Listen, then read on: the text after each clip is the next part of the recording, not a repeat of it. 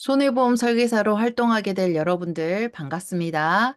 이 시간에는 손해보험 설계사 시험 합격을 위한 합격 전략에 대해서 알아보도록 하겠습니다.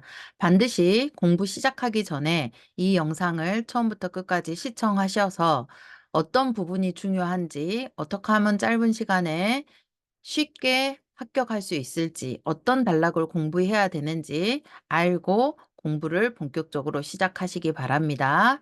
자, 지금부터 함께 보도록 하겠습니다.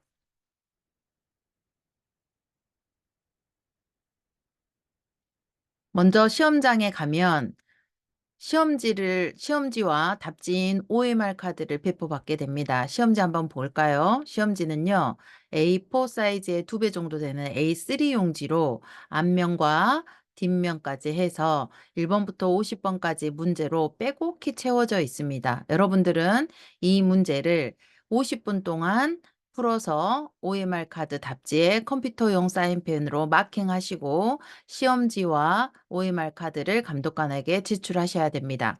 시험은요, 1형부터 제가 알고 있는 거는 28형 정도의 유형이 있다라는 거를 알 수 있습니다. 자, 유형에 따라서는 조금 쉽기도 하고 조금 어렵기도 하고 그렇습니다. 그렇더라도 중요한 부분을 놓치지 않고 공부를 하셨다라고 한다면 시험에 떨어지는 일은 결코 없을 겁니다. 시험 일자와 지역, 회사, 수험번호, 이름, 그 다음에 주민등록번호까지 완전히 기입하시고 주민등록번호는 컴퓨터용 사인펜으로 숫자에다가 마킹까지 하셔야 됩니다. 그 다음에 유형 마킹 하셔야 되고요. 1번부터 50번까지 컴퓨터용 사인펜을 이용해서 답지 체크하셔야 된다라는 거 기억해 두시기 바랍니다. 이렇게 1번부터 50번까지 50 문항이 출제가 되는데 이 문항은요, 뒤죽박죽 섞이지가 않습니다. 1번부터 3번까지는 화재보험, 4번에서 5번은 특정보험, 6번에서 9번은 3년 이상의 보험, 장기 손해보험에 대해서 이야기하고 있고요. 10번, 11번은 개인연금저축에 대해서 이야기하고 12번 문제는 퇴직연금 한 문제 나올 겁니다. 손해보험에 꽂힌 자동차 보험은 13번에서 17번 문항에 출제가 됩니다. 18번에서 21번은 모집 질서 관련된 법규와 민원 사례에 대해서 이야기를 하고 있고요. 여러분들에 대한 자격에 대해서 이야기가 다뤄지고 있는 22번에서 25번은 모집 종사자의 이해 및 윤리 규범에 대해서 보도록 할 겁니다. 26번, 27번은 손해보험의 기초 이론에 대해서 볼 거고요. 28번에서 31번은 손해보험의 가장 기본적인 법규와 약관에 대해서 보도록 할 겁니다. 32번에서 33번은 보험 범죄 및 교통사고 예방에 관련된 내용을 다루고 있습니다. 34번 이후에는요, 사람 몸이 다치거나 죽거나 간병이 필요할 때 보장하는 보험, 제3보험에 대해서 이야기하고 있습니다. 34번에서 38번은 3보험의 개요, 39번에서 46번은 상해보험에 대해서 이야기할 거고요. 47번에서 49번은 질병보험, 마지막 50번 문제는 간병보험을 다루고 있습니다. 여러분들이 기출문제를 풀어보시고 어떤 문항이 자주 틀리는지 보셔서 자주 틀리는 문항은 중점적으로 이론을 다시 한번 보실 수 있도록 하셔야 됩니다. 자, 이렇게 50문제를 푸는데요. 우리는 시험 과목은 두 과목을 보게 됩니다. 손해보험과 제3보험입니다.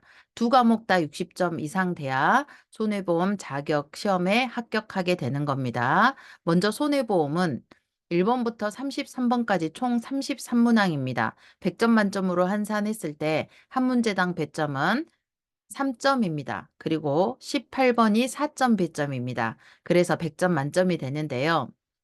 여러분들이 맞은 개수 곱하기 3, 18번 맞으면 추가 1점 하셔가지고 100점 만점 기준으로 60점 이상 맞으면 합격하게 됩니다.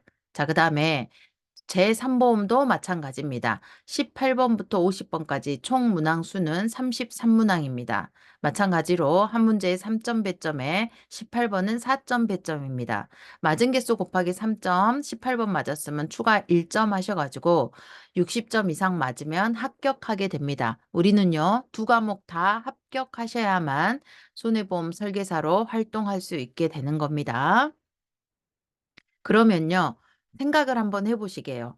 18번에서 33번은 손해보험에도 반영되고 제3보험에도 반영이 되죠. 그래서 우리는 이 단락을 공통이라고 이야기할 겁니다. 공통은요, 두 과목에 다 반영되는 영역이기 때문에 절대 틀려서는 안 됩니다. 자, 특히 18번은 배점이 가장 높습니다. 한 문제당 4점 배점입니다. 절대 틀리지 않도록 하시고요. 제가 봤을 때에는 요거보다 더 중요한 단락이 있습니다. 그게 바로 18번에서 31번 손해보험의 법규와 약관에 해당하는 단락입니다.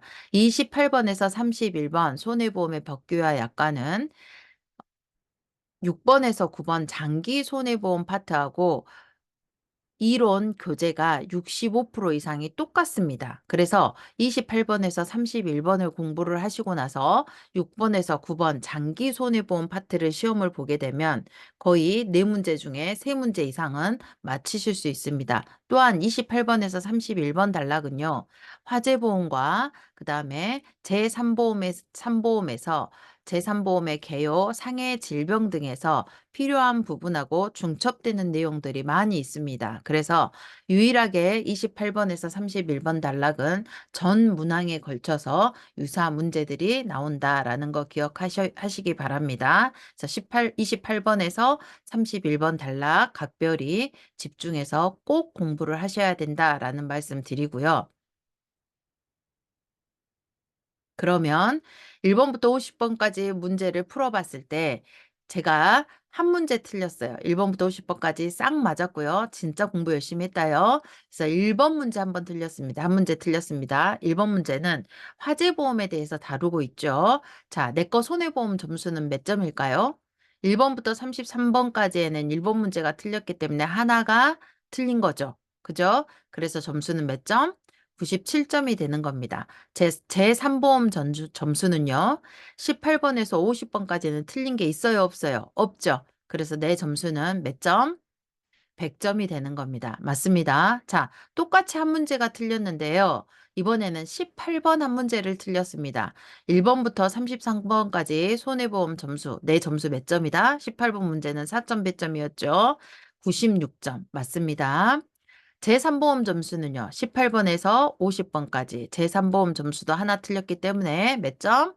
96점입니다. 이렇게 똑같이 한 문제 틀렸지만 내 점수는 97점 100점과 96점 96점 천지 차이로 틀리게 되는 겁니다. 그래서 말씀을 드리고 싶은 거는 18번에서 33번 단락, 공통 단락은 절대 틀리지 않도록 완벽히 소화하셔야 된다라는 것을 말씀드립니다. 시험장에 가실 때는 꼭 준비하셔야 될 게 있습니다. 신분증 없으면 시험 못 봅니다. 신분증과 회사에서 나눠주는 수험표, 그 다음에 컴퓨터용 사인펜 이 세 가지를 지참하시고 가되 신분증은요, 주민등록증, 임시 잊어버렸을 때는 임시 신분증 포함해서입니다. 주민등록증이나 여권, 그 다음에 최근에는 모바일 신분증이라고 해서 경찰청에서 발행한 신분증이 있습니다. 요거 주민등록번호 뒷자리까지 나와 있는 거 지참하시고 시험장에 꼭 가셔야 됩니다. 특히 요건은요. 요건 날짜가 만기가 지나서 갱신이 됐는지 안 되는지 요거 반드시 확인하시고 지참하시기 바랍니다. 다음으로는요, 전국 지역별로 시험 장소, 주소 상세하게 기록해 놨습니다. 어, 여러분들이 전국에서 제 영상을 시청하고 계시기 때문에요, 시험 어디서 보는지, 어떤 장소에서 보게 되는지 미리 알고 이 교통수단에 대해서 미리 준비해 놓으시기 바랍니다.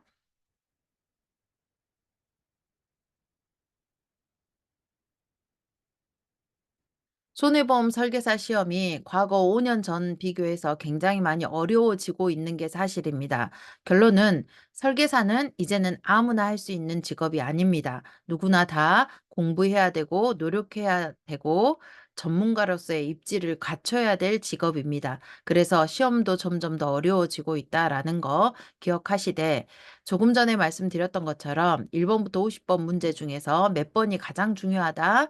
18번에서 33번 공통 단락 중요하다. 그 중에서도 배점으로는 18번 문제는 절대 틀리면 안 되는 거고, 이곳저곳에 중복되는 단락 28번에서 31번 단락 기억하시기 바랍니다. 공부 중에 궁금한 사항은 반드시 댓글로 남겨주시면 제가 아는 범위 내에서 설명해 드리도록 하겠습니다. 합격의 기쁜 소식도 댓글로 남겨주시기 바랍니다. 여러분들의 설계사 시험 합격을 기원하도록 하겠습니다. 화이팅입니다. 이상 장쌤이었습니다.